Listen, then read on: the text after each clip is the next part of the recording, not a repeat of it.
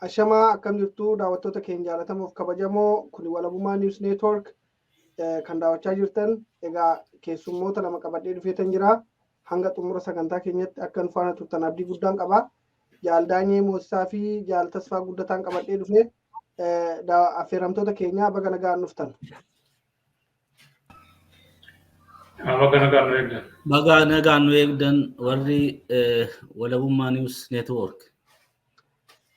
Baay'ee galatoomadha. Egaa akkuma seensaaf nu ta'uu fi haalli biyyi keenya keessa jiru irratti marii goonaa. Impaayerri Itoophiyaa kuni diigamaa jirti.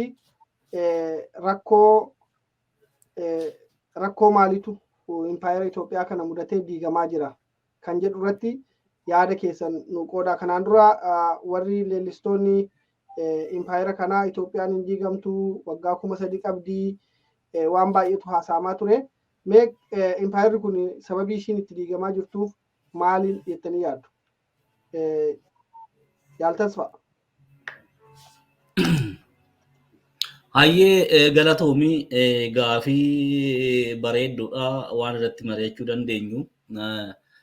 Akkuma argaa jirru kun impaayeriin biyyattii sun impaayeriin Itoophiyaa kun kan ijaaramtee humna irratti hundooftee ijaaramtee humnaan ummatoota meeshaadhaan gadi qabanii ummata lafa isaarraa buqqisanii lafarraa fudhatanii biyya tokko ijaarra biyya amantii tokko qabu biyya alaabaa tokko qabnu ijaarra jedhanii kanaan gara kaaba biyyattiirraa gadi duulanii ummata bilisa ta'an adda addaa humnaan meeshaa faranjiirraa argataniin cabsanii bulchaa turanii.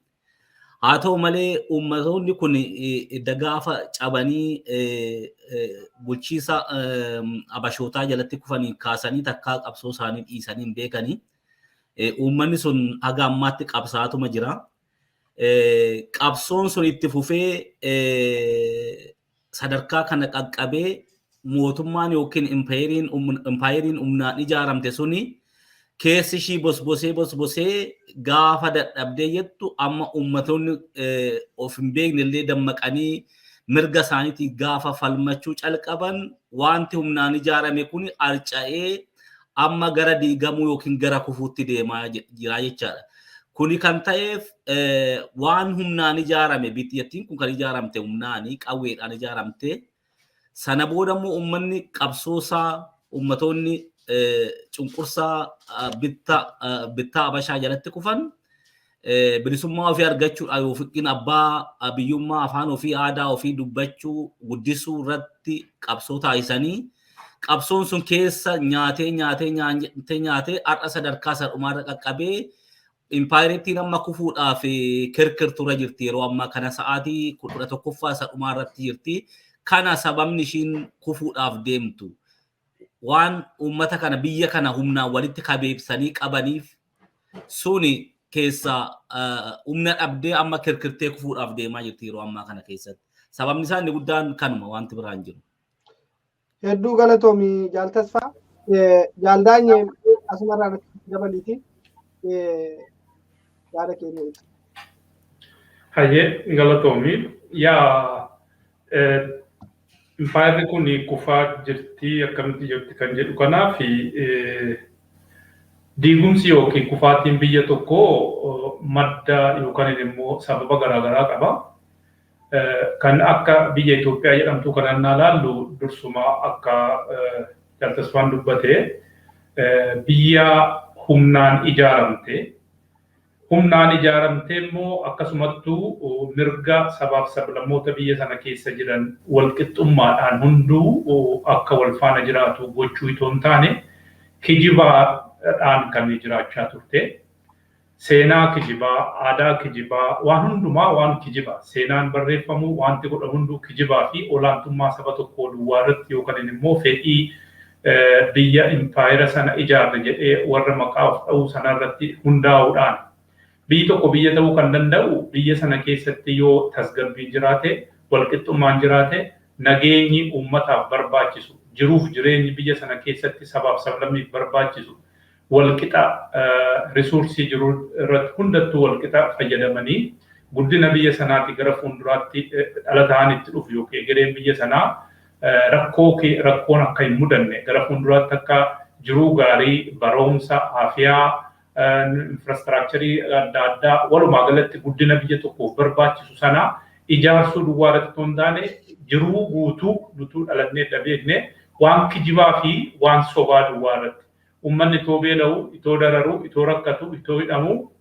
akka waan nageenyi jirutti akka waan tasgabbiin jirutti akka waan guddinni jirutti yeroo hundumaa kijibaa waan jiraatteef sabaaf sablammii biyya sana keessa jiran mirgi isaanii dhiitame biyya isaanii irratti qe'ee isaanii irratti ofiin of bulchuu dhabanii akkasumatti immoo ta'eeyyuu jiruun isaanii bara baraan jiruu gara gadadootti deemaa waan dhufee fi ofiin waan qabeenya isaaniitti fayyadamanii mirga isaanii ofiin eegsifanii ofiin of bulchanii aadaa fi afaan seenaa akkasumas immoo waan sabni hunduu wal qabu sana waan waliin qaban waliin waan immoo qubaatti qaban qubaa isaaniitti guddifatanii gara fuulduraatti kan ofii ta'e kan isaaniif ta'e ofii faanii filatanii afaan qawweetiin itoo hin taane abbaa nu bulcha abbaa nu ta'a abbaa biyya keenya fuulduratti deemsa kan jedhu sana filachuutu barbaachisa ture. Egaa kun hunduu waan dhabamee fi danfee hunduu ka'ee amma gara biyya sanaa jigsuu irratti jira. Already jigdee jirti. Kanafee isa jige sana akkamitti gara fuulduraatti wal faana deemsifna immoo qophaa jiraanna kan jedhu duwwaa waan hafeenatti fakkaata. Hedduu galatoomadhaa yaada keessan irraa akka hubadhetti impaayirri Itoophiyaa tuni duras afaan qawweetiin ijaaramtee amma immoo cunqursaan uummata irratti heddummaatee hidhaa fi ajjeechaa lafarraa buqqa'uu afaan ofiitiin dubbachuu dhabuun roorroon hammaatetu impaayira kana jigsaa jira. Yakka isaan bara kana guutuu uummata kana irratti raawwatantu biyya impaayira kana diigaa jira kan jedhu hedduu galatoomadha. Egaa akkuma beekamu amma mootummoonni gamtooman jaarsummaa TDF fi PP gidduutti deemaa jiru kana cimsanii deeggara kennaa jiru. Woboo fi Gaambeellaa, Benishaangul Gumuz warra lolanii lola geggeessaa jiran kana immoo otoo hin hammatin nagaa waara'aan bu'uu danda'a. Kana akkamitti yaadduu kan jedhu irratti yaada keessan mee Jaal Tasfaa yaada kennuu kenni wanta kan sirriitti bal'istanii akka keessa deemtanii uummataaf ibsitanii barbaada. Galatoom Jaal Tasfa carraan keeti. Hayyee galatoome gaamma waan amma deemaa jiru kan akkuma arginutti waa'een araarri jedhamu kun karaa adda addaatiin deemaa jira. Tokkoffaa karaa tokkummaa Afrikaatiin bakka bu'aa ofii bakka buufatanii pirezidentii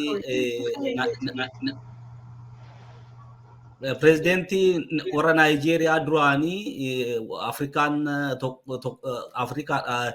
tokkummaan Afrikaa bakka buufatee akkuma wanni miidiyaa adda addaa irraa argaa jirus dubbisaa jirutti gidduu TPLF fi Maqalee fi Finfinnee gidduu deddeemee waa'ee araaraa kana dubbataa jira.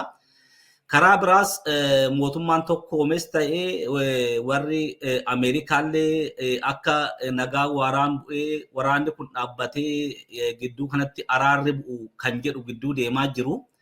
Gidduu kana kan deemaa jiran immoo akkuma arginu kan wajjin dubbataa jiran kun yeroo gabaabaa kana keessatti amma argaa jiru kanatti yeroo namni isaan wajjin dubbataa jiran gidduu deemanii wajjin haasaa waa'ee nagaa waa'ee araara kana warra TPLF faana qofa jiru.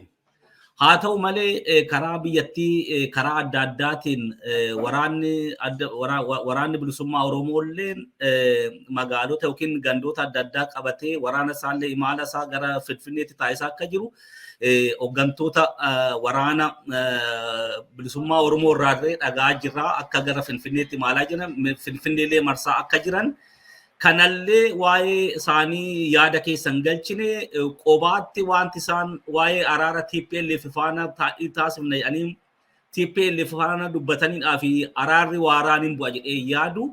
Maaliif biyyattii sana keessatti qaamolee adda addaa waa'ee araara yookiin waa'ee nagaa irratti hirmaatanii nagaa biyya sanaa nagaa waaraa fiduu kan danda'an qaamoleen ciccimoon kan TPLFin ol wanni qaban lafallee qabee bal'ina lafaa baay'ina uummataallee kan qaban wanna jiraniif araarri jara kan dabalan yookiin sabaaf sablammoota keessaa baay'een isaanii kan bilisummaa ofiitii qabsaa jiran ni jiru.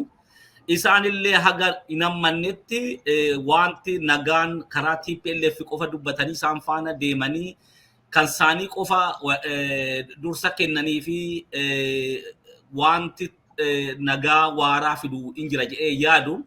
Egaan beeku karaa keessaa immoo warra kaanis warra dhimmi kun ilaalchisu warra dirree waraanaa jiran lafoota baay'ee yookiin magaalota baay'ee to'atanii jiran isaan faana haala akkamiitiin deemaa wal qunnamanii isaanillee dubbisaa jiru kan jedhu ifaan wantin akka informationitti qabu hin jiru. Haa ta'u malee tattaaffiin karaa warra TPLF kana qofa Maqalee fi Finfinnee gidduu deemamu kuni warra kaan boodatti hambisee nagaa waaraa biyyattii sana keessatti dhiisiiti. Gaanfuma Afrikaa sana keessatti iyyuun aga inni guddaan uummanni Oromoo yookiin waa'ee dhaabboliin uummata Oromoo bakka bu'an kan bilisummaa Oromootiif qabsaan aarsaa guddaa kaffalaa jiran turan. Aga isaan hin hirmaannetti araarri deemaa jiru kun Itoophiyaa fi dhiisitii Afrikaadhaayyuu nagaa buusu gaanfa Afrikaatiif nagaa inni buusa jedhee amantiin qabu karaa kootiin. Hedduu galatoomii Jaal Tasfaa. Mee Jaal Daanye atis yaada keettiif gaaffiin sanuma.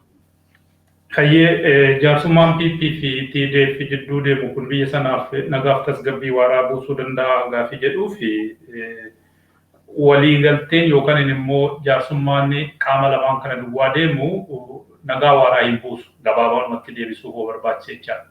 Maaliif TDF qofa miti kan mirga saba isaatiif qabsaa'aa jiru.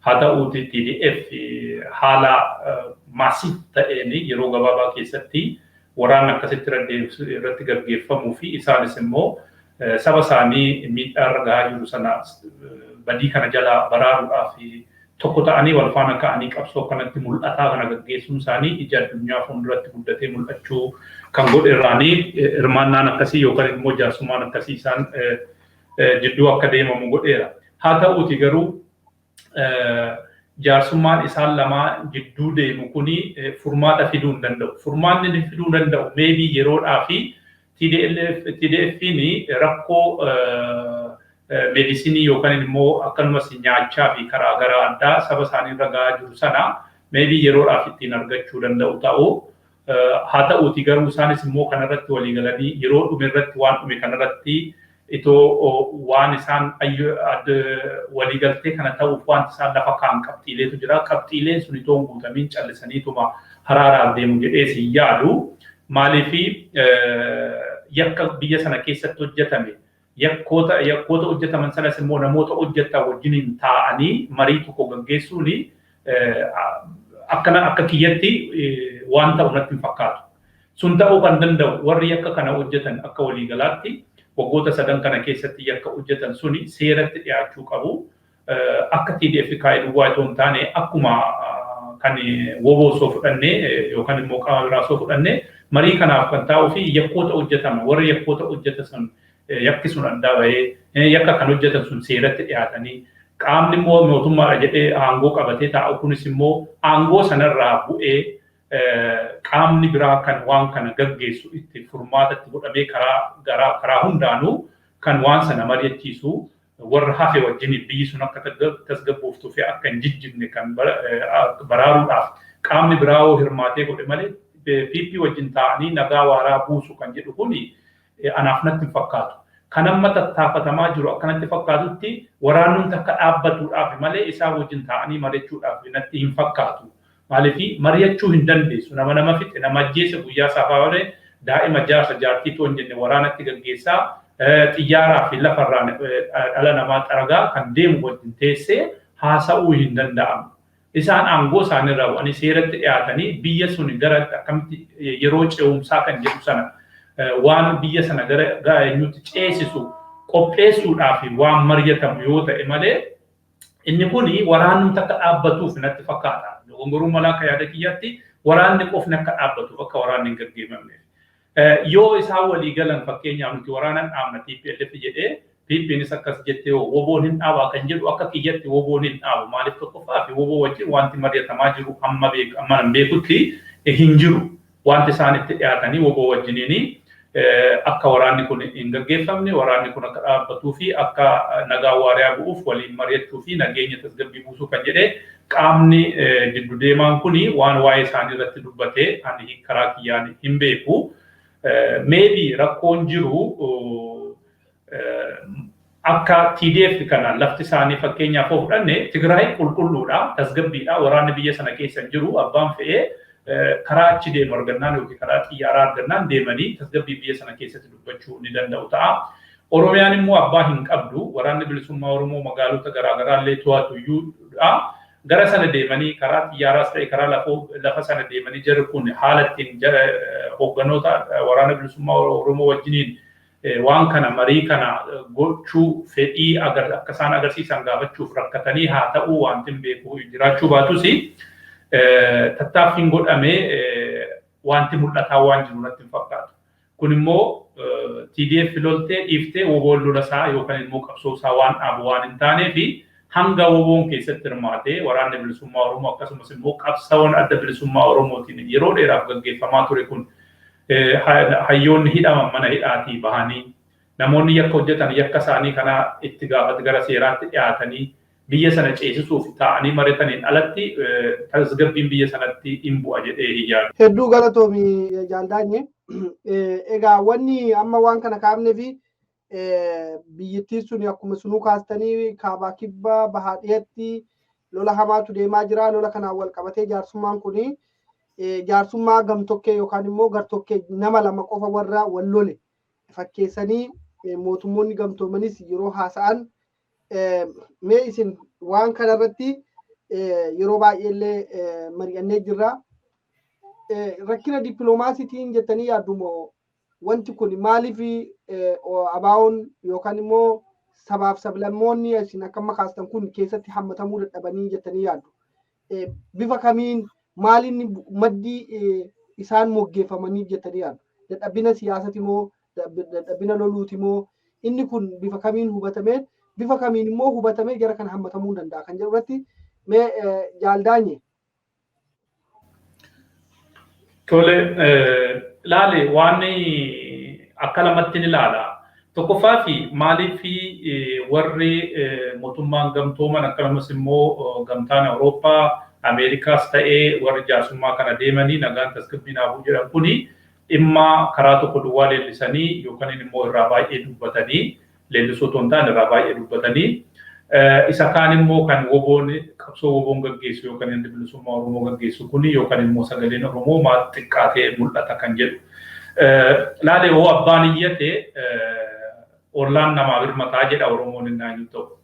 Hojiin on hojjetama, hojiin suni mul'atee gadi ba'ee addunyaa biratti akka TDF kanatti mul'atu. Kan TDF kun akkuma jedhee maasiiviidhaan yeroo gabaabaa keessatti humna kan biyyattii Itoophiyaa jedhamtu sana duwwaa itoo hin taane waraana Eertiraa irraa akkasumas immoo diroonii Arabiskii Emiraatii irraa fudhatanii gochaa sukkanneessaa dhala namaa irratti yookaan immoo siitizinii biyya tokkoo ta'ee mootummaan tokko siitizinii isaa irratti hin gaggeessine tokko gaggeessuun suni addunyaa biratti akka gurra horatu godheera. Lammaffaa immoo jarreen kun yeroo waggoota 27 keessatti karaa dippiloomaasii, karaa dinagdee, karaa waraanaatiin leenjii fi muuxannoo guddaa qabu. Waan biyya sana keessatti deemu akkamitti akka deemu waggaa 27 bulchan sana keessatti tokko lama jedhanii beeku. Warra immoo aangoorra jirtu kanas kan leenjisee xaxxafee isaan tolche isaan waan ta'aniif akkatti isaan deeman waan isaan yaadanis waan beekaniif tooftaa yookaan immoo istiraategii haaraa fayyadamanii yeroo gabaabaa keessatti as bahanii waraana kana haala humna olaantummaadhaan waraana mootummaa ofiin jedhu kanaa rukutanii kunoo Finfinnee jala funyaan Finfinnee jala gahanii jiru jechaadha.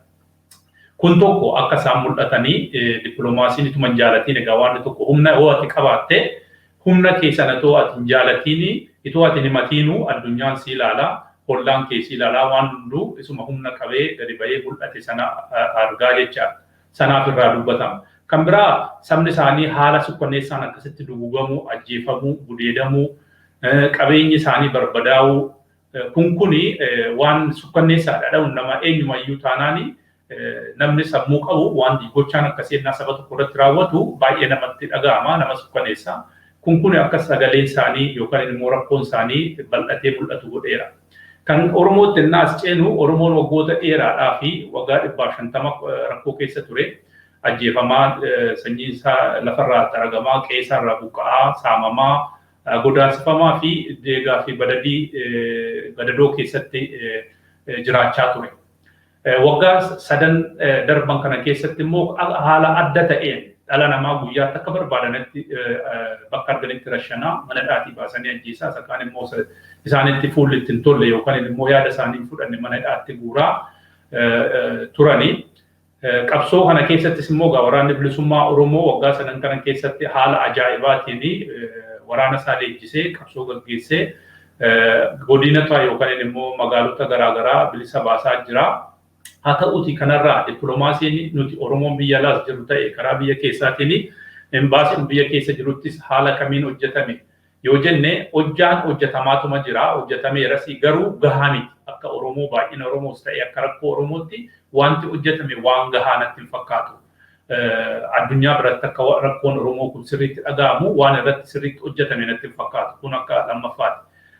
Akka sadaffaatti immoo ormaanii rakkoon kun illee haala gaariidhaan yoo dhaga'amee irratti hojjetames dhiibbaan guddaan addunyaan irraa calliftee teessuuf tokkoo fi teessoon jiyoogiraafikaalii teessoon Oromiyaa biyya sana keessatti haalli ishiin teessu kuni waan rakkoo kanaaf danqaa yookaan immoo akka sagaleen Oromoo dhageeffameef kan godhe natti fakkaata. Maaliif yoo jettanii biyyittii Itoophiyaa san kan walitti hidhee jiru kaabaa fi kibba jiran kan fakkeenyaaf walitti hidhee jiru Oromiyaadha. Seentarii keessa jira. Karaa kaabaa sabaaf lammii jiran kanaa fi karaa kibbaa jiran kana hundumaa kan walitti qabee iddoo tokkotti akka biyyaatti qabee jiru handhuura kan ta'ee jiru Oromiyaadha. Oromiyaani yoo bilisoomte Oromiyaa irraa yoo dubbatan deeggarsa guddaa yoo argatte Oromiyaan gaafiin Oromoo bilbiltuu kan ta'e mirga saba ofiin of bulchuu fi abbaa biyyummaa isaa kan gaafachaa jiru yeroo dhumaa kanarratti yoo fudhanne kaayyoon ittiin ka'ame akkasuma haa ta'uuti caalatti Oromoon akka waliigalaatti jechuu dandeenya. Naannoo qabsaa'onni akkasitti dubbatan malee hamma tootaalii Oromoon namni sabboonummaa isaatti amanee harki 90 jechuun kan danda'amu abbaa biyyummaa isaatti amana. Kun egaa maal fidaa abbaa biyyummaa mirkaneeffatee Oromiyaan of hin danda'u jette sabaaf sablammiin bukkee jiru kun maal ta'u garamitti deemu biyyi kun maal taate biyya tokko toon taane biyya baay'eetu biyya naannoo sanarratti dhalachuuf deema kan jedhusi hormaa isaanitti fidaa. Kana malees immoo waraanni guddaan tokko sabaaf sablammiin biyya keessumaa yoo nafxanyaan Oromiyaa keessa baay'inaan waan jiru rakkoon gara warra kuttaa sabaaf sablammii jidduutti yoo deeme buqqa'iinsi yookaan rakkoon biyya sanatti eenyu uummanni biyya sana keessaa baqatee lola baqatee eenyu dhangala'u garamitti dhangala'a biyyoota hollaa irratti biyyoota hollaa isaan ammoo akkasumatti fufeetti deemee addunyaadhaaf rakkoo guddaa baatee dhufa. Tokko biyyi suni hin faffacaatii kan waliigalee Oromiyaa wajjin jiraachuu danda'a akka gaa'in tilmaamaan Itoophiyaan yoo hundi waliigalee haala ittiin deemsan jiraachuu mala yoo molatti naaf hin danda'a mataa kun danda'a itti Oromiyaan hin taate biyyi kun immoo biyya meeqa taati. Sun ta'uun immoo akka baqataan biyya sanarraa baqatu addunyaarra dhangala'a. Egaa namni miliyoona 115tti tilmaamamu kuni achi keessaa miliyoonni meeqa yoo buqqa'e rakkoo fida. Rakkoon sun immoo rakkoo dinagdee duwwaa ta'uu hin taane rakkoo haafaa fiduu danda'a. Baqataan immoo baqatee eenyu ta'u rakkoo karaa dhibee garaagaraa fiduu danda'a. Kiriminaalee waan adda addaa kun baay'achuu danda'u. Narkootikii waan akkasii kun baay'achuu danda'a. Bakka baqataan humnaa ol ta'e faca'ee eenyu ta'e kun hundumaan qisaasama dinagdee qisaasama nageenyaa tasgabbii dhabuu biyyoota hollaa yookiin gaafa Afrikaa sana bira darbee kana Awurooppaallee rakkoo waan itti fiduu fi dhimma Oromoo kan hamma danda'ametti callisaniitu mukkaamsaniitu mataa'anii jaroota isaan sun kan dhiibbaan mana qobaatti Tigraay yoo citte fakkeenya dhiibbaan ishiin sabaaf sablammii biraa irratti fiddu hin jiru. Kun waan beekamaadha maaliif citte yoo baate of danda'amlee yoo jette akkasitti yaaddii yookiin akkas gooti jechuu qotoon taane wanta akkasii yoo ta'e kan Oromiyaa wal birannaa qabnu rakkoon biyya sanatti dhufuu fi addunyaa irratti dhufu wal qixa miti.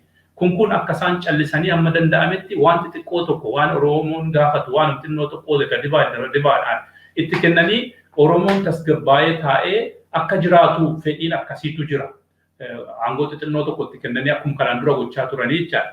Kuni akka waan Oromoon dadhabbiinsaa qabsoonsaa hin mul'anne godhan keessaa sadan arfan kan jedheetanii kan yaadu keessaa jedheetanii yaada akka kiyyatti.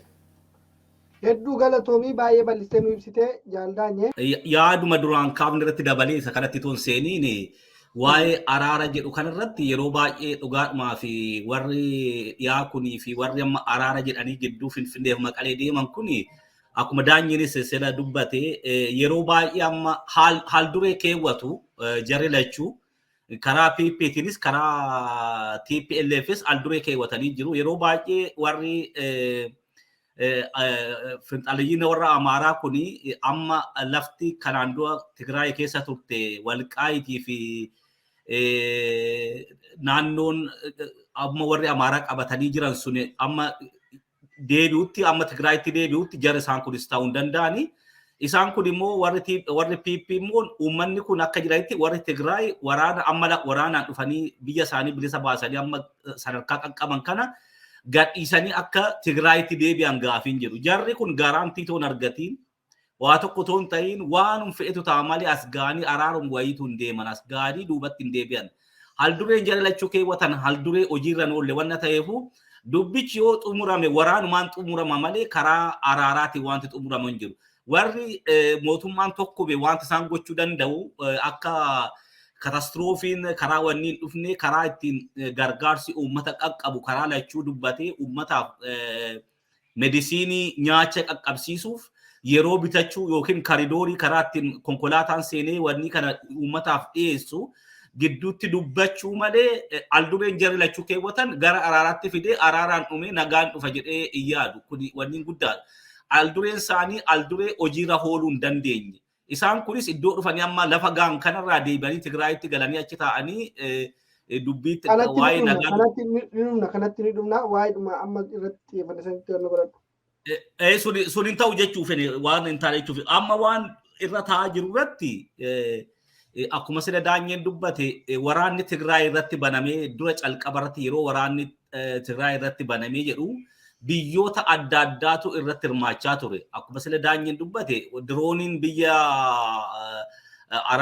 Imireetii Arabaati warra wanni isaanii faana warra teeknishaanii isaanii faana dhufanii naannoo Jibuutii taa'anii achi opereetii gochaa turanii jedhama.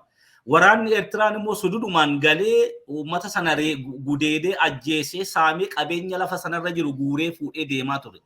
Kuni gara caalu akka isaan xiyyeeffannaa isaanii waan kuni daayireektiidhuma ta'een namicha bulchaa biyya Eertiraa sana faanas warri dhiyaa kun lola guddaa wanna qabaniif waan inni sana keessa seenee kana godheef gara caalu karaa jara kanaa xiyyeeffannoo argataniiru warri Tigraay. Kanaan alattis warri Tigraay waggaa 27 aangoo irra turan kana keessatti dinagdeellee qabaata uummata nu saamaniiti Oromiyaa saamaniiti dinagdeellee kuufatanii maallaqa lafaa qabu. Dippiloomaatonni isaaniillee yeroo isaan aangoo irra turanitti biyyoota adda addaa faana namoota guguddaa poostii wanni qaban irratti bakka guddaa qaban faanallee walqunnamanii hariiroo guddaa gaarii uummatanii jiru. Kanarratti dabalamee maallaqa kanaan warra loobii ta'uuf bitatanii jarri kun wanni karaa propagandaatiin yoo ilaalle mootummaan kun fuuldura gara caalu mootummaan PP kan ittiin itoo waraanatiin seeniin kan ishiin dura mo'atamte propagandaadhaan mo'atamte.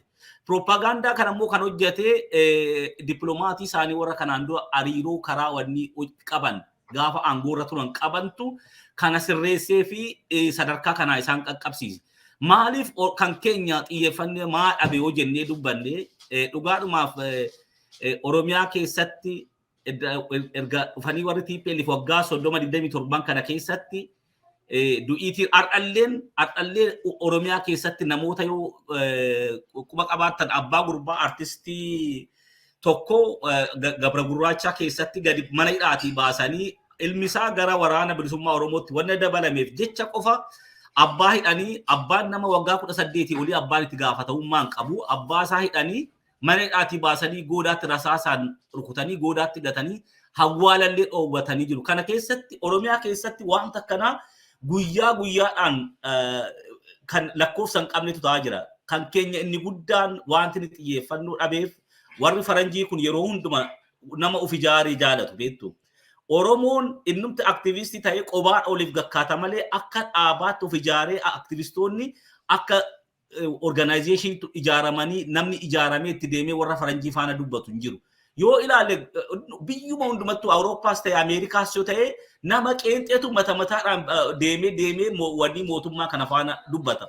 Garuu yeroo baay'ee isaan nama of ijaaree ijaaramee dhufe nuti kana akkana Oromoodha jedhee yoo ijaaramee dhaqe malee ani qoonko mataa kootiin tasfaadha jedhee mootummaa Siwiidin bira yoo deemee dubbadhe ati immoo yoo mootummaa Noorwee yookiin warra Ameerikaa faana deemtee dubbatte jarri kanaan fudhatan kana inni guddaan kan keenya of ijaarree gadi baanee mootummaa kanatti himachuu hin dandeenye. Mootummoonni wanni kun addunyaa kun hundumti isaaniitu rakkina Oromoo keessa jiru inuma beeku. Inni guddaan garuu yoo abbaan iyyate malee ormi namaan birmatu jedhu sana namni ijaaramee aktivistoonni ijaaramanii akka jaarsaatti deemanii mootummoota addunyaa kanarra jiranitti dhimma Oromoo rakkina Oromoo hiiran jedhu qobaadhaan inni sun ammana dhageettiin qabu. Yoo ilaalle warri Tigraay dhugaadhumaaf tokko ta'anii waan jiru propaganda waan soballee wanni ani amansiisaa jiru beektaa soba isan taane nuti immoo waan guyyaadhaan nurra taa'aa jiru himachuu hin dandeenye karaa waan keenya xiyyeeffata dhabee jechuun barbaadan karaa kootiin. Hedduu ijaarumsa dhabuu of ijaaruu dadhabuutu dhimmi keenya akka xiyyeeffannaa hin arganne godhe inni guddaan. Hedduu galatoomi Jaal Tasfaa waan bareedaa yaada ibsa bal'aadha kan nuti nu kennite ibsa baay'ee bilchaataadha. Egaa walumaa galatti qabsoon Oromoo xiyyeeffannoo wanni dhabee fi akka uummata Tigraayitti ijaaramsa hin qabnu kan jedhuu fi tokkoffaa garaagarummaan nu jidduu uummata Tigraay jidduu jiru waggaa 27 qabeenya saamanii dippiloomaasii sana dura hojjetanii fi akkasumatti yakki suukanneessaa ta'e mootummaa PPtiin kan isaan irratti raawwate kuni atteenshinii guddaa akka addunyaan gama sana yaada isaa garagarfatuu fi siyaasaa isaa uummata achi keessaa akkuma Jaal Daanyeen jedhu miliyoonan buqqa'ee gara biyya ollaatitti deemaa jiru kana arganii waan kanarratti irra caala xiyyeeffatan kan jedhu yaadni keessan lamaanuu hedduu galatooma. Asirratti gaamee jaarsummaan kun deemee galma kan ga'u ta'ee TDF lafa amma qabatee jiru kanarra of duuba deebi'ee amma naannoo Shawaroobitirraa as darbee jira. Kanarraa as deebi'ee gara Maqaleetti deebi'ee jara kanaa wajjin taasisuu danda'a. Mariin kun milkaa'uu danda'a. Yoodhuma jaarsummaan kunillee warruma qeenxee kana godhanii namootuma lama wal lole fakkeessanii yookaan immoo murna lamaan wal dhabe kana fakkeessanii mootummaa naannoo Tigraay fi mootummaa federaalaa kana fakkeessanii yoo hojjetanillee lafa amma dhiiga isaaniitti dhangalaasanii qabeenya itti kaffalanii dhuunfatanii of jalatti bulchaa jiran kana gadhiisanii Maqaleetti galumo. San dhiisanii as deebi'anii lafuma kana immoo ofiidhumaan deebinee daballee naannoo keenya jala haa buluu lafa kana nuti bulchaa kanarratti jedhanii yoo isaan jedhanii mari'atumo. Yaadni kun akkamitti hiikoo argata? Jaarsummaan kun akkamitti hiikoo iyyuu argachuu danda'a? Kan jedhu irratti mee Jaal Daanye. Dursa Jaal Tasfaan tuqee ture laale. Jarri kuni oolmallee TDF fi PP duwwaa fudhanne jarri lachuu halduree kan keessumaayyuu kan TDF lafa kaa'ee fi kan PPnis lafa kaa'ee TDF hin fudhattu. PPn illee hin fudhatti waan isaan jedhan hin fudhatti. Garuu aangoo gadhiisii baanii seeratti dhiyaatanii eenyu kuni hin fudhatu jedhee hijaaru. Sanas ta'ee kana waan hojiirra hin oolle waan jarri lachuu tole jedhanii hin fudhanne waan jiruufi suni karaa tokkoon akka wanti kun jaarsummaan kun hin milkoofne gochuu danda'a. Milkaa'uu kan danda'u yoo PPn bakkuma waraanni kun jirutti yeroodhaaf waraanni dhaabbatee achumatti dhaabbatu hin tasgabboofne jedhanii bakkuma tasgabbiif yeroo bitachuudhaaf yoo ta'een alatti waraanni gara duubaatti baakii godhu. Maaliif? Wanti isaan ganama qe'ee isaaniitii ka'anii fi hin arganne. TDF yoo ta'e yakka isaan irratti hojjetame kana yakkamaan kun seera jala to'annaan jala oolee badiin biyya sana isaan keessatti qaqqabe suni kaasaan kafalamee fi lammiin isaanii tasgabbii nageenya kan biyya Tigraay keessa jiru duwwaa otoo hin taane kan Oromiyaas ta'e bakkee biraa keessatti rakkoorra mudataa jiru kun hunduu dhaabbatee nyaacha meedisinii waan garaa kurii galuufii fi dhaabbachuu danda'u ta'a. Kanaan alatti waan isaan duubatti deebi'anii harka maratanii booda sigalee waan of harkaa qabdu kennitee booda teessee deebitee kadhachuun hin ta'u sigalee. Waan ijoolleen maal jedhu daa'imni gamni waan itti kennan fudhattee sakaanii boochii jedhan. Waan qabatan kana qabataniit illee wanti isaan mariif ta'an yoo ta'an illee malee isa qaban kennanii wanti mariidhaaf waraana isaanii duubatti deebisanii ta'anii Abiyyi wajjin mari'atanii yookaan immoo PP wajjin mari'atanii hin jiru. Kana malees immoo iddisa akkuma dubbanne TDF'n deebi'ee galee isaa jennu. Tole jedhee galee isaa jennu. Dhiise isaa ta'u waraanni bilisummaa Oromoo tasuma waan kana hin fudhatu. Kan inni fudhachuu danda'u ammas achuma deebi'a. Jarreen kun aangoo isaanii tootaalii irraa gadhiisanii seeratti dhiyaatanii yeroodhaaf mootummaan yeroo mootummaa ce'umsaa mijeessu dhaabbatee jarreen yakka hojjetan yakkatti gaafatamee jiru ta'an. Sun ta'uu baannaan TDF'n dhiisee waraanni ammallee ittuma fufa. Waraanni kan jarri nuti segaame eenyu maal ishiin neetwoorkii cufuudhaan haala waraanni bilisummaa Oromoo itti deemu kana bal'inaan harbuu dhabuun keenya waraanni sun haala gaariin hin deemu yookaan immoo kan TDF'tti walitti dhufu jechuu hin dandeenye. Waraana haala gaariidhaan deema bakkee qabatanii deemu socho'aa jiru dhiyaachaa jiru finfinneetti marsanii jiru kun hunduu duubatti waan deebi'uu miti jechaadha. Kun hin ta'u jennaan immoo tasgabbii fi jireenyuun naannoo sanatti hin ta'u jechaadha. Waraanni ammallee waraanni bal'aan akkuma TDF wajjin godhametti waraana bilisummaa Oromoo wajjin waraanni sun deebi'ee firoontii majijjiireetti taa'a. Inni amma deemaa jiru kana caalatti taankii fi eenyuun as garagala malee waraanni hin dhaabbatu jechaadha. Kana waan ta'eef akkuma Jaal Tasfaan lafa kaa'ee wanti kun milkaa'uu kan danda'u tokkoof tokko. Humnaan jara sana aangoorraa kaasanii mootummaa yeroo kan mootummaa ce'umsaatiif haala mijeessu lafa kaa'anii sanarratti waan biyya sana keessatti nagalchan ilaallata kan jedhe hunduu irratti mariidhaan yoo taa'een alatti wanti tasgabbiin yookaan jaarsummaan kun hin milkaa'u jedhee yaadu. Egaa kun eenyudha dippiloomaasii waan ta'eef mootummaan addunyaas callisee hin taa'u akka tasaa yoo milkaa'e dhiibbaa isinis godhanii achiinis godhanii eenyu ta'u hin milkaa'ammoo kusiraa hin milkaa'uun jedhan kaasilas afaan dippiloomaasii waan ta'eef akkasitti dubbatu natti fakkaata. Hedduu galatoomii Jaal Tasfaamee itti dabaliiti. Eeyyee karaa beektaa roga adda addaatiin ilaaluu dandeenya beektaa haala jaarsummaa kanaati. Amma ituma jaarsummaan kun ta'ellee tokkoffaa warri finxaaleeyyii warra Amaaraa akkuma sila dubbadhee duuba namitti kanaa Abiyyi jiru. Isaantu isa duubaa dhiibaa jira. Jarri kun baay'een isaa nama keessumaayyuu warri faannoo jedhaman kun warri hooggantoota faannoo kun warra kiriminaal turan beektaa warra hataa saamaa turan. Jarri kun amma haala keewosii ta'e kana keessatti qabeenya namaallee saamuu baranii meeshaalee iddoo arganii guuranii gurgurachuu baranii qabeenya horataa jiru. Garuu isaanumti mataa isaatii waraanni kunillee akka dhumuu yaadu jedhee yaadoon shakkii mataa kootiin qaba. Maaliif jarri kun warri amma faannoo jedhamanii jiran kun warra duratti nama ajjeesanii yookiin saamanii bosona galanii bosona keessa taa'aa turantu har'a maqaa yeroo maqaan qeerroo jabaataa dhufe sana keessatti waan qeerroodhaan fuuldura dhaabbatan waan qeerroo yeroo hundumaa waan Oromoon hojjetu waan fakkeessan qabu jarri kun. Waan qeerroo fakkaatu baasu jedhanii faannoo jedhanii faannoodhaan dhufan malee faannoon mataa isaatii warra kanaan dura hataa saamaa yookiin bosona keessatti galanii sirna dargii keessatti illee kaffaanyi jedhamu yoo dhufan innaa sana TPLF faana loluu waraana dargii faanas wal lolaa tura. Innaa barbaadan immoo achi ba'anii warra nama saamaa nama ajjeesanii warra nama lubbuu namaa ajjeesee bosonatti guuramee bosona keessa taa'aa ture.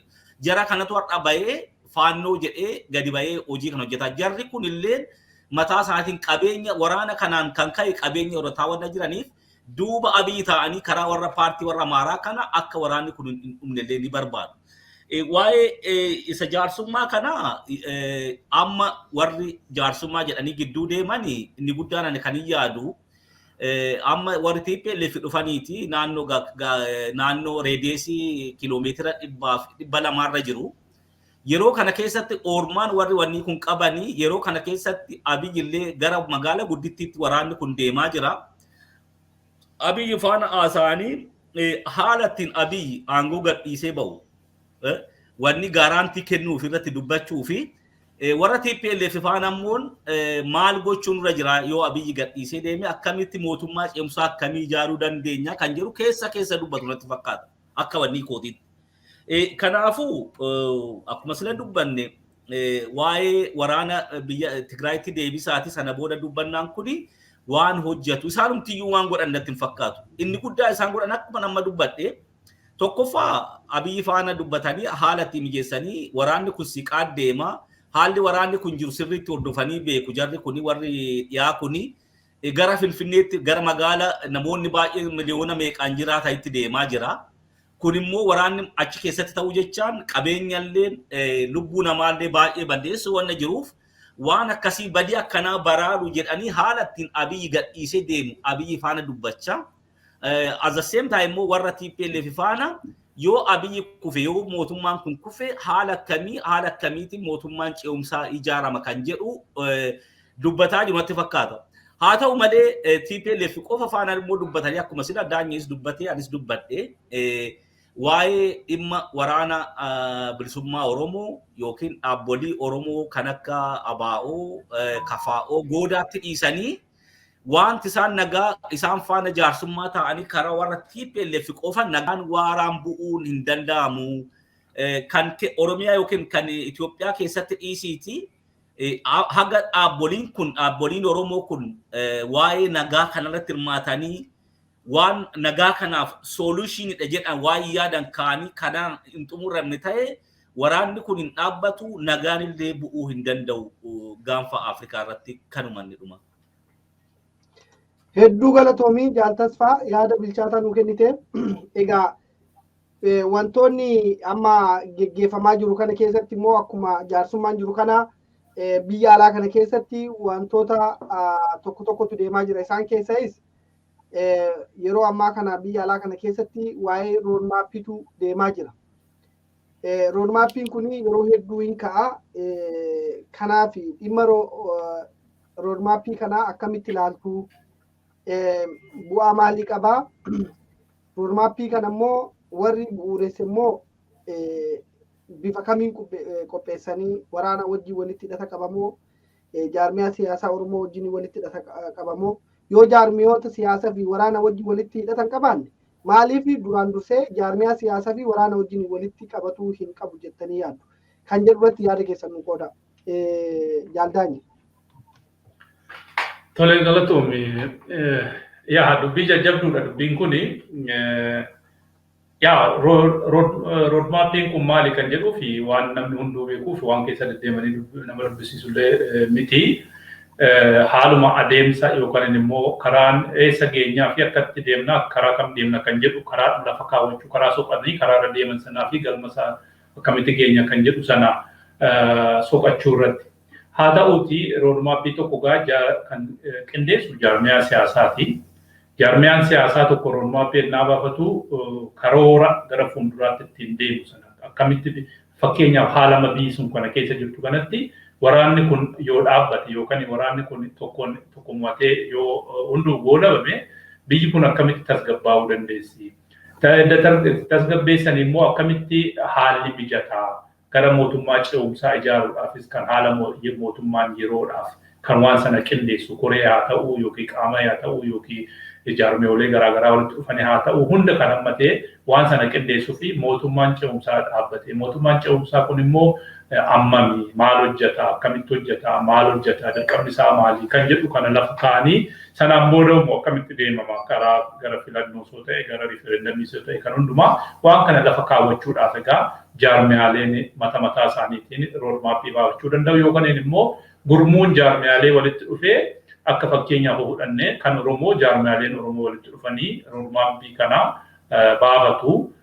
Kan biraas akkasumatti baafatu gaafa immoo akka federaalitti walitti dhufan immoo kan walooti jechuudha. Akka Oromiyaatti yoo fudhanne amma roodmaappii baasuu jaarmiyaatu baasa. Haa ta'uuti garuu namoonni dhuunfaas yookaan immoo institushiniin tokkos roodmaappii tokko kanaan deemaa jedhee itoo hin taane roodmaappiin kun akkasitti yoo deemame haala kanaan yoo deemame gaariidha. Haala kana yoo ta'e wayya kan jedhu yaada dhiyeeffachuu ni danda'u. Yaada roodmaappii haala kanaanii nuti akkasitti yaadna kan jedhanii akka roodmaappiin kun kan dhume yookaan roodmaappii kanatti fayyadamuu qabdu jedhanii akka waan isaan hojjetanii namaa kennanitti itoo hin taane akka yaadaatti fakkeenyaaf nuti asirratti baanee amma yaada walii hirra miti yaada keenya kenninaa waan nutti fakkaatu waan nutti mul'atu yookiin waan akkas ta'uu mala jennee yaada keenya kennina. Isaan sunis akka yaadaatti dhiyeeffachuu ni danda'u. Roodmaappii akkas jedhanii kennuu ni danda'u.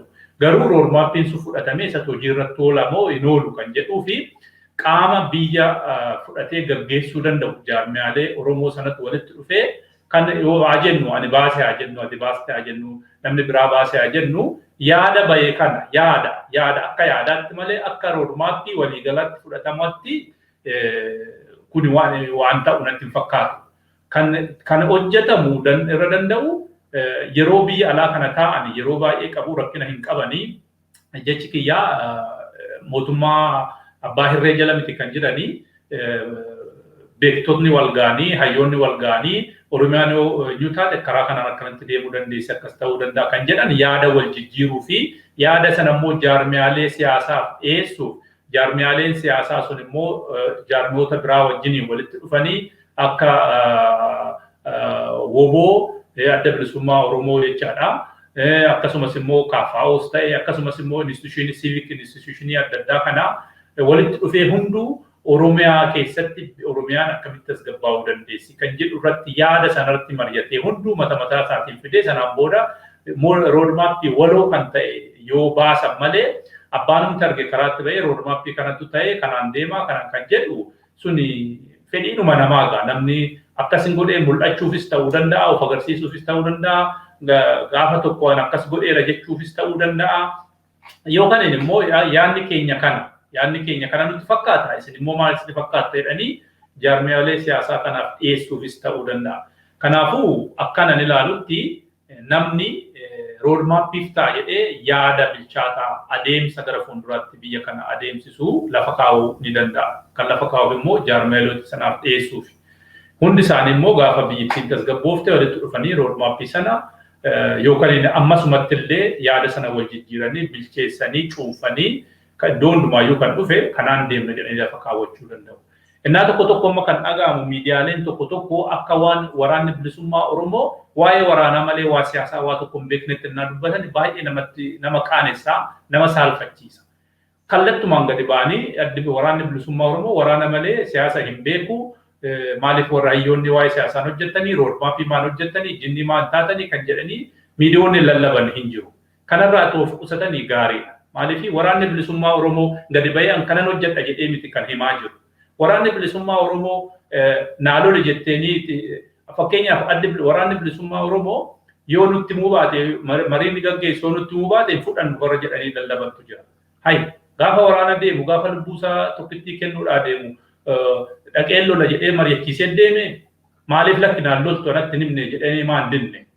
Waggaa 3 kana keessatti na waraanni bilisummaa Oromoo lubbuu harsaasaa kaffalee waraanummaa kana ijaaree shilingii tokko kan hin baafnetu jira. Ka'ee gargaarsan gooneefetu jira. Haa ta'uutii hamma dubbiin dhuma geesse nyaachi bilchaateeti teebilii irratti dhiyaate nyaachaaf qophooftu lakki ani toon dhaga'iin kana goote toon dhaga'iin kana goote hin fudhu kan jedhu kuni dhugaatti waan itti yaaduu qabu. Namoonni akkasitti yookiin miidiyaaleen akkasitti dubbatan kuni of eeggannoo gochuu qabu waa'ee waraanaa kanarratti.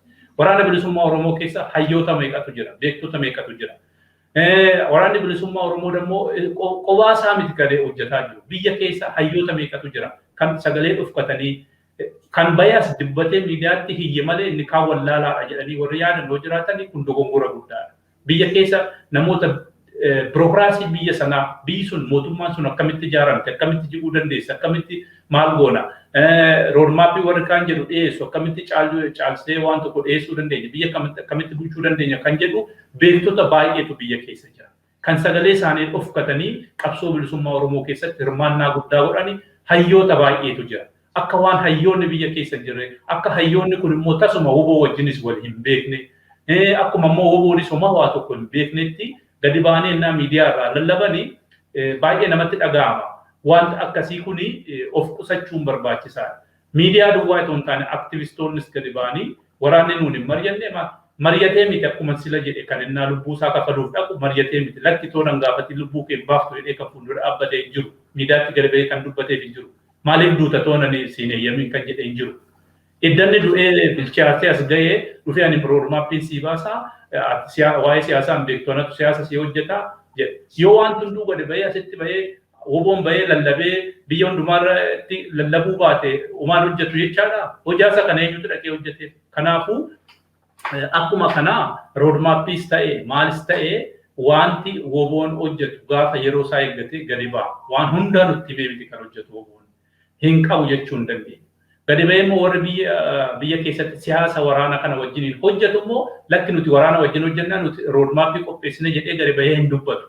Uummanni biyya sana Oromoon akka jirutti mana hidhaa keessa jira. Mana hidhaa sanatti bal'aa ta'e malee hidhaa keessa jira jechaadha. Inni kaan mana xiqqoo meetiriidhaan lakkaa'amti keessa jira. Inni kaan immoo Oromiyaa hidhaa guddaa sana keessa jira jechaadha. Hidhaa kana keessa taa'ee gadi ba'ee hundumtuu lakki nuti hayyoonni jirra, lakki nuti akkas goone, nuti kana qopheessine jechuu hin danda'u. Kana hundumaa wallaalanii toon taane gaafuma bilchaate nyaachi bilchaate as ba'anii of mul'isu miidiyaa irraa of agarsiisuun kuni waan nama fuulduratti deemsisu natti waan hin fakkaannee fi of eeggannoon gaariidha. Kanaafuu warreen roodmaappii baasa jedhan kuni akkanatti fakkaatutti yaaduma akkasittan fudhaa. Tokkootiif yaada isaanii nutis hin teenyeen hojjannaa kanatu baasaa yoo isin qabaatanii yoo qabaachuu baatanis immoo yaada keenya keessaatii fudhaa dabaladhaa qopheeffadhaa jechuudhaaf odeessanii gaariidha. Lakki immoo roodmaappiin kanuma duwwaadha yoo jedhan immoo kun gaarii natti fakkaatu akka kiyyatti. Hedduu galatoom Jaal Daanye mee Jaal Tasfaatis itti dabaliitii gaaffiidhuma amma Jaal Daanye naasee keessatti waan kaasee jira. Yoo roodmaappiin kunii kana malee hin ta'u jedhanii fakkeenyaaf yoo akka yaadatti kan dhiyeessan ta'e akka yaadatti silaa otoo kan dhiyeessan ta'e immoo roodmaappii kana silaa kara iimeeliitiin yookaan immoo gara keessatiin waan mari'atamu fakkaata silaa akkasittiin hidheetii yaada. Wanni kun garuu ibsa kennamaa jira.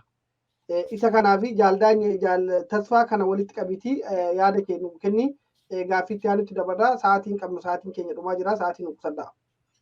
Ai atau waa'ee roadmaappii Jaal Daanyeen dubbatee roadmaappiin haala lamaan qophaa'a tokko nama waa hojjetu tokkoof qaama tokkoof hojii keessanii akkanatti hojjettanii daandiin kun gaariidha jedhee akka daandii qajeelchuutti kenna.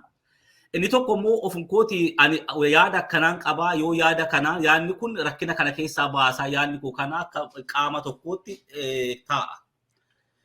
Waa'ee roadmaappii kana rakkoon qabu warri ijoolleen keenyas warri qaamni bilisummaa Oromootiif qabsaa'u hundi roadmaappii kana waan gaarii keessaa qabu yoo argate waan isaa ta'u ta'een fudhata waan isa keessaa isaan barbaachifneen ta'u wanti inni itti dhiphatu hin jiru.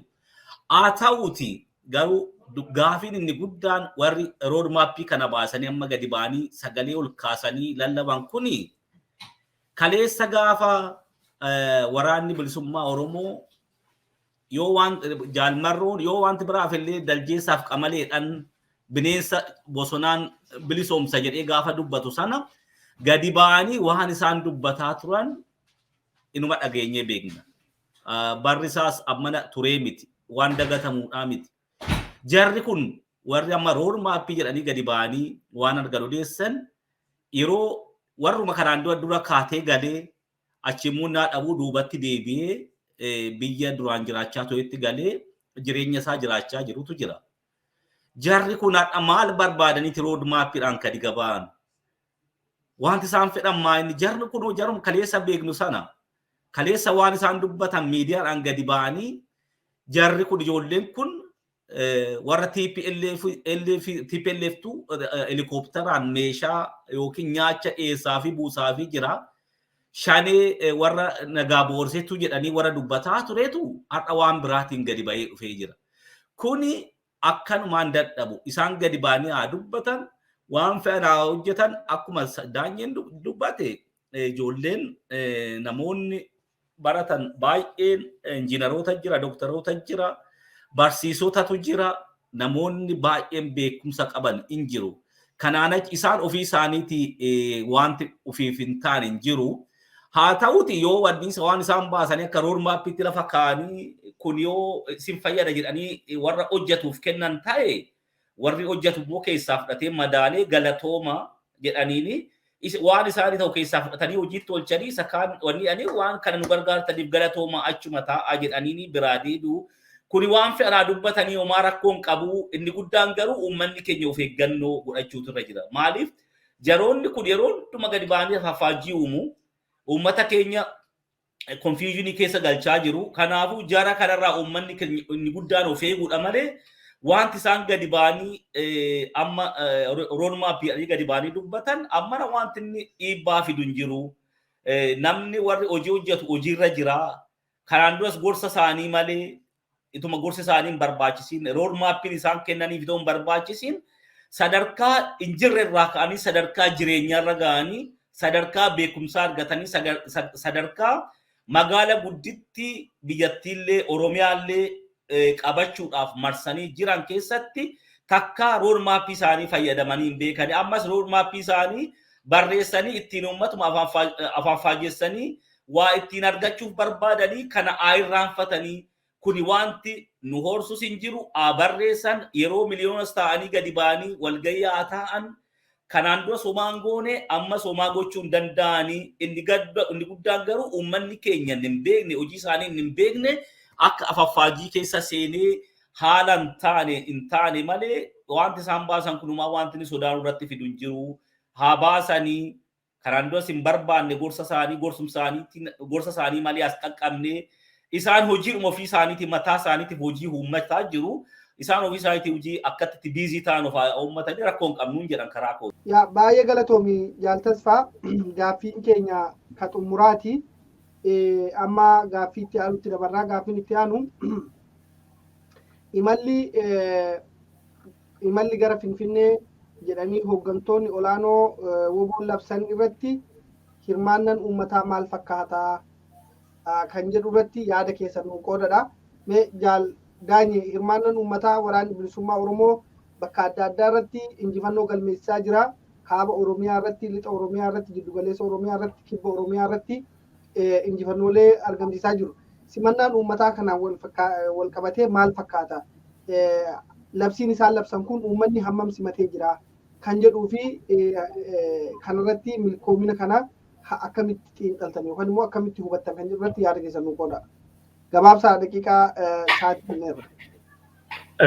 Hayyee himalli gara Finfinnee jedhu akkuma jedhametti hojiin akkuma kan eegame olitti deemaa jira akkanatti fakkaatutti sochii waraana bilisummaa Oromoo dirree bilisa gochaa babal'ifachaa deemaa jira karaa kibbaas karaa lixaas akkasumas immoo jiddu galeessa soo fudhannee akka naanna'ee marsee lixa kibbaa shawaatiin naanna'ee akkasumas lixa shawaa akkasumas immoo kaaba shawaatiin marsee jira. Akkasumas immoo karaa bahaatiin humna baay'ee atattamaan babal'achaa jira karaa Harargee keessatti. Adeemsi kuni adeemsa baay'ee uummata Oromoo kan biyya jirus kan biyya alaa jirus hundumaa kan qalbii dhaan akka hordofuu fi haala gammachuudhaan hordofaa jiruu fi deeggarsa adda bilisummaa Oromooti godhamu kunillee dabalaa deemuu isaati kan arginu. Simannaan biyya uummanni akkamitti godhaaf kan jedhu durumaanis uummanni Oromoo waraana bilisummaa Oromoo eenyuma caalaa akka jaalatu kun ifa galaadha eenyumaafuyyuu. Haa ta'uuti garuu mootummaan abbaa irree suni namoota siyaasa mootummichaa sana hin fudhanne hunda maqaa shanee yookaan immoo maqaa biraa itti moggaasee dararaa fi hidhaa akkasumas immoo qeerraa godaansisuu irratti waan tureef sagalee isaanii dhofkatanii haa ta'an malee qabsoo bilisummaa Oromoo keessatti aarsaa gurguddaa babaasaatuma jira uummanni Oromoo biyya keessa jiru. Bakka immoo waraanni bilisa baase sanattis immoo haala gammachiisaa ta'een waraana isaanii simatanii caasaa waraanni bilisummaa Oromoo diriirse sana hojiirra oolchanii akka aadaa fi akkasumas immoo seeraa fi heera gadaatiin akka bulanitti godhamaa jira. Caasaan sun diriiree jira. Uummanni gammadoodha. Baay'ee kan nama ajaa'ibu keessa eengaddallee nama tokko wajjin dubbadhee gidaamitti namni biyyuma kana bilbilee gidaamitti nama haasa irraa kan dhagayetti baay'ee mirqaanee dubbata namni kun naan bilbilee gaafadhu jarri waan ajaa'ibaan namatti himu hawaasni naannoo sana jiru gammachuu isaan qabanii fi tasgabbiidhaan irriba malee duraan kan rafuu sodaatanii irriba malee bulaa turan amma akka nama bilisa waliigala guddaa keessa jiru bilisummaa keessa jiru kan jedhu kuni gammachuu hawaasa irraa dhaga'amaa jiru jechaadha. Kuni beekamaadha. Abbaa irree tokko naasi bulchuu fi namni kee kan si lubbuu isaa kenne dhufee naasi bilisa si baasee ofiin of bulchi jedhee mirga keessatti kennu garaagarummaan isaa hundaafuu beekamaadha. Haa ta'uuti kuni simannaan akkasitti kana caalaa itti fufuu qaba. Iddoon immoo bilisa hin baane egaa roorroo jala waan jiruu fi rakkisaadha. Uummata keenya biyya keessa jirutti murteessuun hin ulfaata. Roorroo keessa jiru jiruun mataa isaatiin roorroodha. Mootummaan mataa isaatiin roorroo caalu. Kun hunduu itti dabalamee keessaa immoo gurra mootummaa taatee kan basaastee kan uummata saaxiltu kan maddaatti guursiftu akkasumas immoo nafxanyoonni biyya sana keessa taa'anii achi taa'anii faannoodhaa fi yookaan immoo sirna nama nyaataa kanaaf deeggarsa godhanillee isaanuu mataa dhufkatanii uummata keenya kanarratti miidhaa waan gaggeessanii fi uummanni keenya rakkoo keessa waan jiruu fi baay'ee rakkisaadha. Inni kaan beelaan akkuma argaa jiru kun karaa Booranaa akkasumas immoo Walloo Ismaal keessa jiru argaa jirra inni bilisa baheeyyuu baay'ee mootummaan bakka waraana hin jirretti reebaa jira. Nyaachaan illee uummanni kun miidhamaa jira. Uummanni kun dhugaa rabbiif baay'ee nama gaddisiisa. Amma danda'ametti karaa danda'ameen bira dhaabbachuunis barbaachisaadha. Kan biraa dhiifnaani uummata biyya keessatti bilisa bahee oboo simatu dhiifnaani warri akka Jaal Tasfaan tuqee ture warri waggaa 3 kana naa waraanni bilisummaa Oromoo hin galu jedhee didu ijoollee daggala jirtu sana maal achi keessaa fuuti jechaa ture har'as bahee warri roodmaappii faa jedhuu fi na yaadadha maqaa namaallee dha'uun barbaachisaa miti malee itoo waggaa 3 dura namni galee Oromiyaan lafa kana Oromoon lafa isaa saameetiin namaa eenyu ta'eeti tasfaaf toonoo mareetu ne osoo jedhee nama dubbate fa'itu jira. Kuni abbaan waan eenyu kana dhaga'u nuun beeka eenyu akka ta'e warra roodmaappii baafna jennee baafnu kana keessa institutionii tokkotti yookaan immoo kolleejjii tokko keessa dhaabbatee ijoolleedhaaf himaa kan ture viidiyoon isaa kan ture namni kuni har'as deebi'anii roodmaappii jedhu haa ta'u namni jijjiiramuu danda'a kaleessa gadhee ture har'a gaarii ta'uu danda'a kaleessa gaarii ture har'a gadhee danda'u kun waanuma jirudha garuu itoo ariifachuu baatanii gaariidhaan fakkaata hobsaan of agarsiisuun homaan fidu dhalli Oromoo biyya alaa jiru kuni kan inni barbaaduu qabu tokkoof tokko biyyi Oromiyaan gadadoo fi rakkoo jalaa baatee bilisa baatee gammachuu biyyi isaa sun lammiin isaa bilisa ba'e sanaan gammachuu argachuu duwwaadhaaf yaaduu qaba malee ani mul'adhee ani akkas godhee ani sana godhee ani roodmaappii baasee ani qabsoo kanatti waggaa amma kanaa hirmaadhe ofiimuudhaaf oo ta'e qabsootti seenuun sin barbaachisu. Saba keetiif oo ta'e garuu ofiimuun sirra hin jiru. Waan nati goote saba sanaaf ta'e sabni sun bilisoomee gammadee tasgabbiin jiraate gammachuu kana argattee taa'uu qabdaa. Kanaafuu of too qusatanii gaariidha jedheetuma asumatti boolawu. Hedduu galatoomi Jaal Daanye mee Jaal Tasfaa gara imala gara Finfinnee jedhu kanaa fi akkasumatti magaalaa hedduu waraanni bilisummaa Oromoo of jala dhuunfataa jira. Kanaafis dhimma magaalota hedduu dhuunfataman kana jalatti ilmaan Oromoo warri bakka bilisummaa isaanii labsatiin jiraatan kun otoo wareegama hedduu hin baasin wareegama salphaadhaan uummanni otoo lola piippi irratti gabbahee waanuma xiqqoo wareegama xiqqoodhaan bilisummaa ofii labsachuu hin danda'u. Maaliif uummanni bakka bilisoome sun warra hin bilisoomin bakka diinni jala jiru kana birmachuufii danda'a. Kana biratti waraanni ni jira. Kun hin danda'amu otoo hojjetame. Otoo uummanni kun dammaqiinsan waan kana wal gargaaree hojjeta ta'e kana gochuu hin danda'u itti yaadda.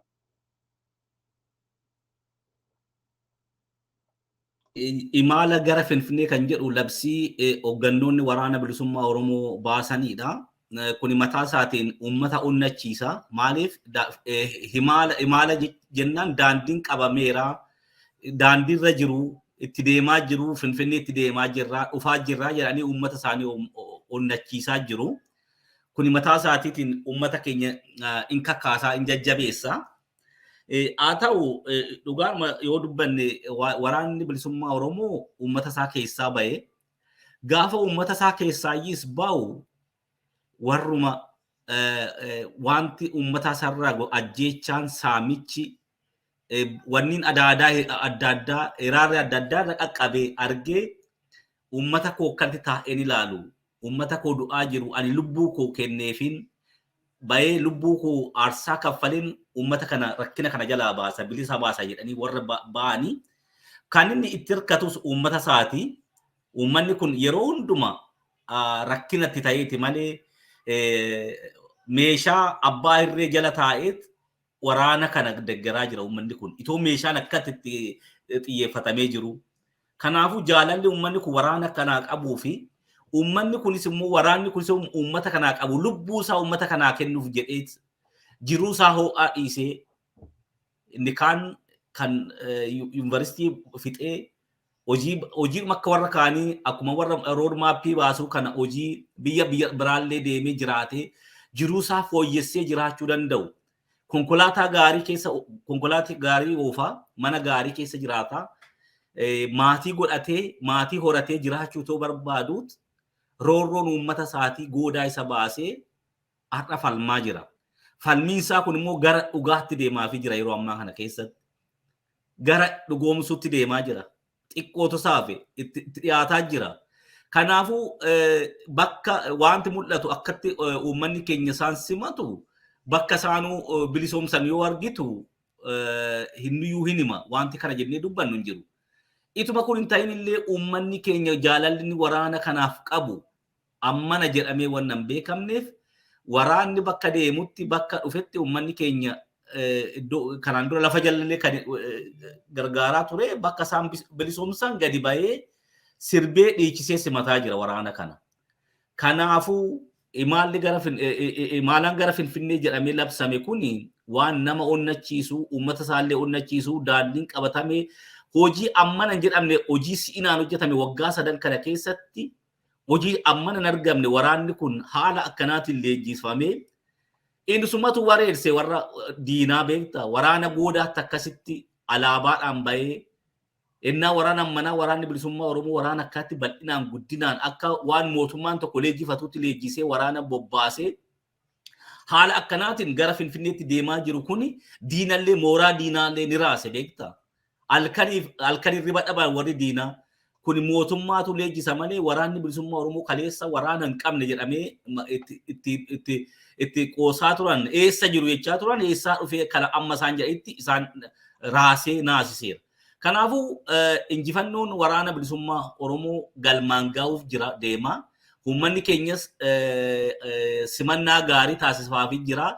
Kuni yeroo dhiyoo keessatti waraana kana faana gaa uummanni keenya magaalaa guddittii Oromiyaa Finfinnee irratti akka uummata keenya faana wal argee kana caala simannaa gaarii godhaniif abdiin qaba. Wanti jechuu jiru kanuma waan kana ilaalchise. Hedduu galatoomii Jaal Tasfa. Egaa mee dhaamsa daqiiqaa lama yookaan immoo daqiiqaa takka sa'aatiin keenya baay'ee deemee jira. Dhaamsa irraa maayii yoo qabaattan Jaal Daanye daqiiqaa 1-2 akkasumatti Jaal Tasfaatis itti aansi daqiiqaa 1-2 fudhadhu asuma irratti boolabnaarra.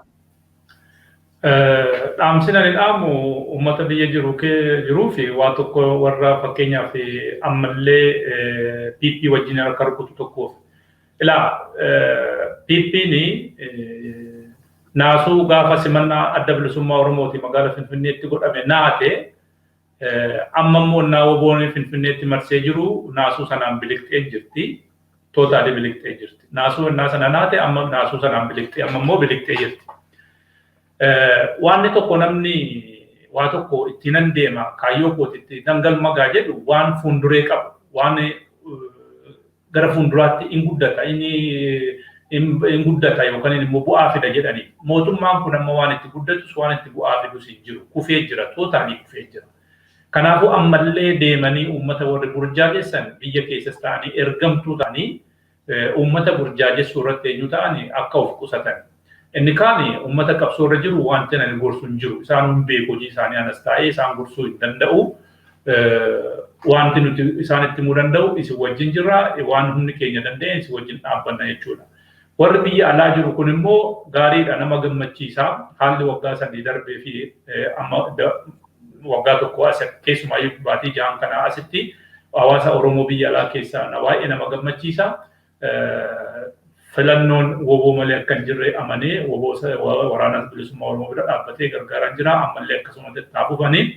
Haa ta'uuti garuu diinni ammallee biyya alaatti arganii nama burjaajessuu amantiin yookaan immoo gandaan illee ammallee maallaqa walii hiranii burjaajessuu waan akkasii jira. Sanarraa of eeggachuudha. Keessumaayyuu biyya alaa ta'anii waan guyyaan ta'aa jiru waan dhala namaa irratti fokkisaa godhamuun irra hin jire godhamaa jiru too arganuu ammallee mootummaa kana deeggaruudha yookiin qabeenya biyyatti mana tokko argatanii. Manni sun ibiddi barbaba'ee manni sun hin dhuma bara. Lubbuun namaatu hin darba qabeenya dhiifnaan qabeenyi si wajjin hin dhalanne qabeenya si hojjetee fide borus hojjettee fidda saamichaan kan fidde immoo yoomaa kan kee hin ta'u. Kanaafuu bilisummaa saba keetii fi mirga saba keetii haadha boochuu ilmoo boochuu kan gudeedamu kan mana hidhaatii baasamee akka bineensaa ajjeefamu kan immoo saba isaatiif jedhee jiruu gaarii dhiisee mana hidhaa keessatti rakkachaa jiruu fi diina wajjin kokkee wal qabee jiru kana isa ilaaliitii atis woo biyyi sun tasgabboofte Oromiyaan bilisoomte qabeenya tamma piippiin sii kennite yookiin immoo borumaa sana seeraan ala argatte ittiin siitu sana dhiisiiti gaafa biyyi bilisoomte qabeenya kana caala horachuu dandeessaa saba kee wajjin dhaabbadhu waraana kee wajjin dhaabbadhu jedha akkan galatoomu. Hedduu galatoomi Jaal Daanye. Jaal Tasfaatis gabaabsitee akkuma Jaal Daanye kanatti yaada kee dhaamsa kee dabarfadhu. Dhaamsa ni qabu akkuma Jaal Daanyeen dubbate warri waraanarra jiru isaan hin beeku wanti isaaniif dhaamsa hin qabu. Dhaamsina ni qabu uummata Oromootiif uummanni Oromoo yeroo ammaa kana keessa burjaajii keessaa bahee diina fuuldura dhaabbachuutu irra jira. Waraana kana gargaaruutu irra jira. Inni dhuma ergaan ani qabu dhaamsina ni qabu. Hooggannoonni adda bilisummaa Oromoo jiruu isaanii dhaaba kanaaf uummata kanaa jedhanii jiruu isaanii gatanii ba'anii umurii isaanii gammoojjiitti fixanii deebi'anii mootummaan kun karaa nagaatiin qabsaa jedhee biyyatti galchee deebisee mana hidhaa jiran ammuma haalli hamaan deemaa jiru kana ammuma waraanni bilisummaa Oromoo Finfinneetti dhiyaachaa deemu kana keessatti uummata Oromoo irratti haalli sukkanneessaan adeemsifamaa jira. Namni mana hidhaatii bahee gadi baasanii tarkaanfii irratti fudhataa jiru namoota irratti.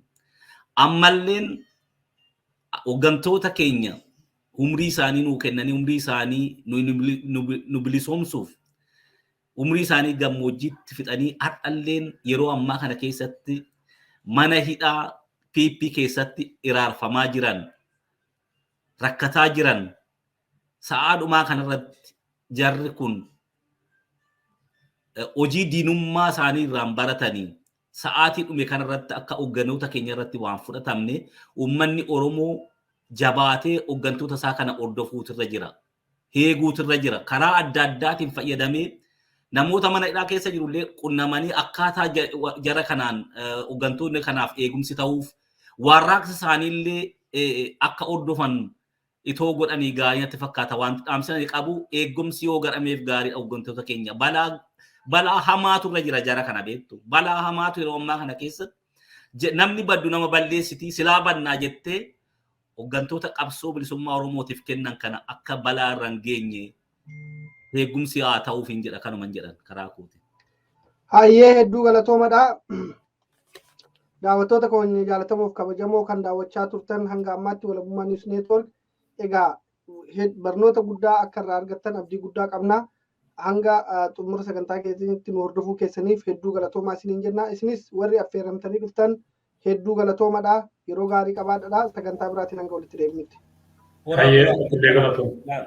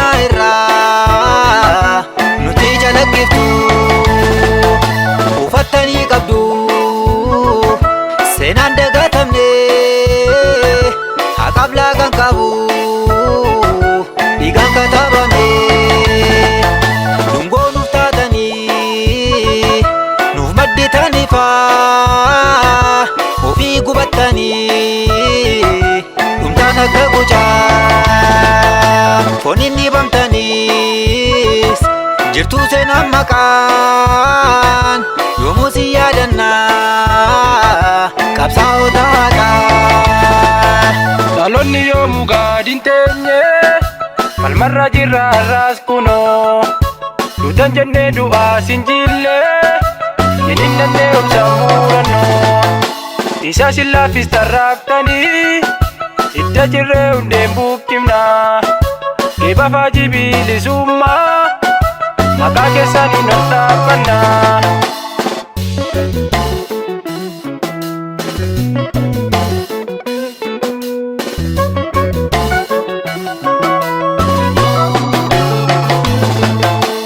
Ibudigne wadanyanu ada kapso arkallanu kuma basna malenyanu fana gota Rasim magnu Dangasan sararan Magnu Lafedan ijarra Magnu Dunusa kabdune Magnu Udana dachera Magnu Wada samif dachi Magnu Irbun erbe miti Magnu Falma adan kunu Magnu Cicine dugati Magnu Rebicha jabatu Magnu Hidasin sarminu Magnu Ali samatu Magnu Rakkoof gadin jennu Magnu Kan cabee tirfacha Magnu Madoos wallaannacha Magnu Kan kufees kaafacha Magnu Kudheessa waallacha Magnu Qabsoon saba keenya Magnu hanga galma geessu Magnu hanga wareegamaat Magnu yookiin bilisummaat Magnu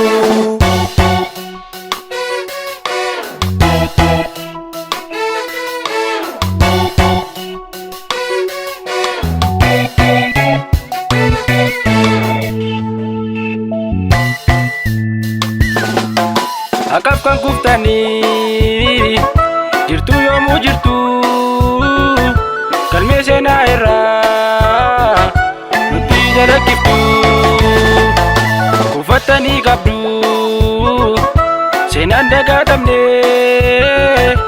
akaaf lakaan qabu dhiigaan kataabame dungoon uftaatanii nu maddi taanifaa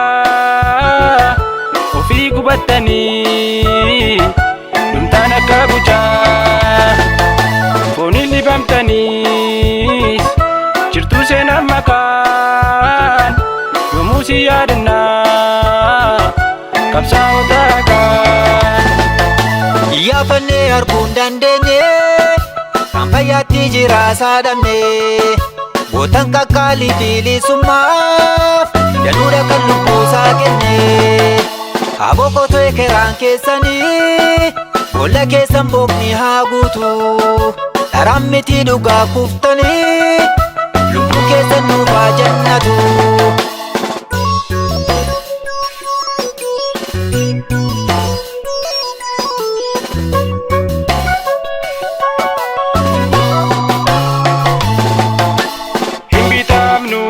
Gurguramnu kayyoo keessaan ilma seensinu murtatanii tu fakkeenya kan raguumtaan galmaan keenya